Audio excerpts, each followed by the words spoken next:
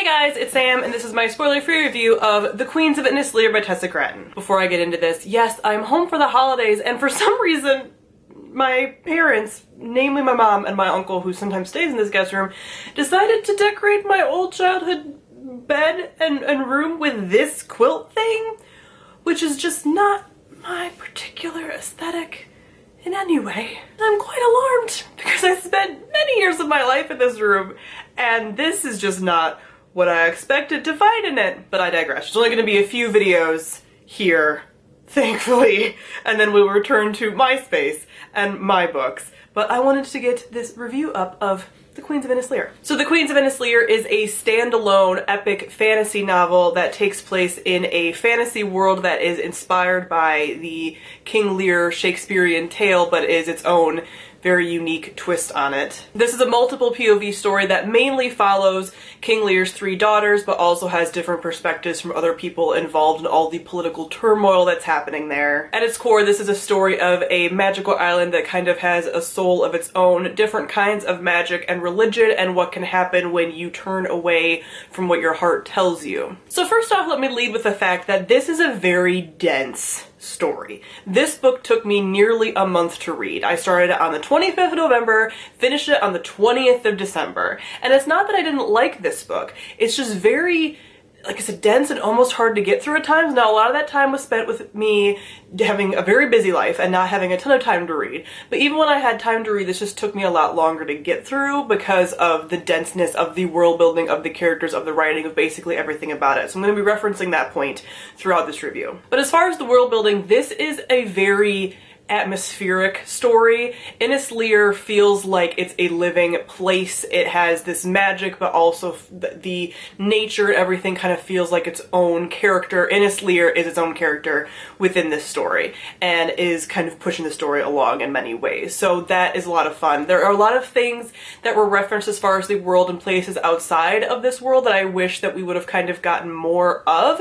This is a standalone, but at times it felt like it was going to be a series. I don't think that that's true. I went on Goodreads and checked and saw if there was anything connected to this, anything in parentheses showing this could be a series, and it does not look like that's the case.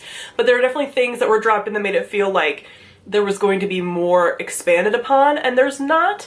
So that's interesting because there's a very big expansive world in here, but you don't necessarily get to see a lot of it. You just kind of get a taste. But I really enjoy the magic in here. There's a number of different magics. There's magic kind of based in the stars and star prophecy, and there's also magic based in nature and spirits and stuff like that. There's all different kinds of magic, but very kind of nature based, which are some of my favorite magic. And they're all also kind of tied in with the religion of the world. And I thought that that was really cool. I really like when the magic is tied in that kind of way, but it's not in a very structured way. It's in a just very nature, man. Like, I don't know how to describe it, that just like open flowy way that almost like spiritual instead of very like doctrine based, if that makes sense. Next, I'm going to talk about our characters. Like I said, this is a multiple POV story. The majority of the perspectives are from the three sisters who are the potential queens of Innis Lear, who might potentially be the heirs, and that's kind of the big political piece there. But they each have very distinct personalities.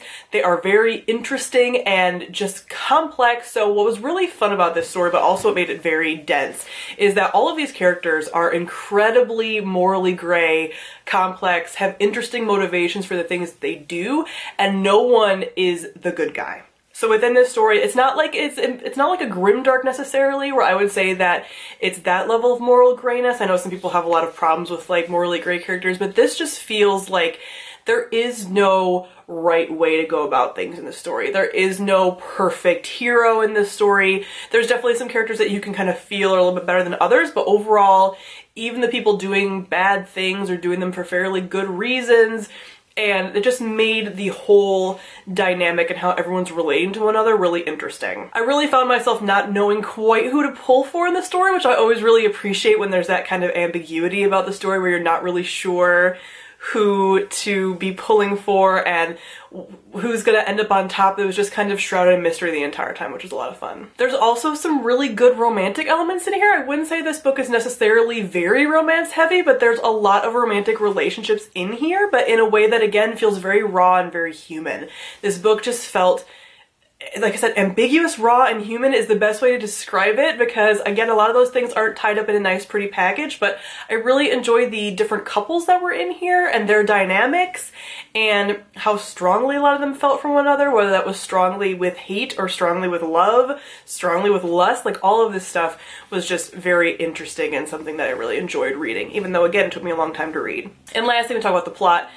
Like I mentioned, this is a very dense story. Did it need to be as long as it was? Possibly not.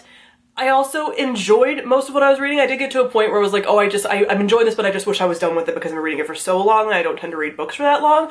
But I still really enjoyed it. This is going to be a story that you're going to like if you are a very character-driven story person, if you enjoy very dense, ambiguous, character-focused stories. There's not a ton of action in here, and the plot doesn't feel like it moves forward very swiftly at all. It just takes a long time, it meanders around, and it's really about these characters and these conversations and these like shifting of power dynamics and all that stuff. If you're not into the core intrigue, the family relationships, the kind of shifting unevenness of all of these character interactions, you're probably not going to enjoy this. I think this is a book that's probably going to get DNF'd by a lot of people. If you're someone who DNFs, if you're not engaged very quickly, this is probably not going to be the book for you. But I do think that this is a really enjoyable book. I liked it. I wish there was more to it because, again, even the ending feels like bittersweet, that there wasn't quite a wrap-up, that there are things that I want to know more about and left me a little bit wanting, but also in a good way, in a way that I didn't feel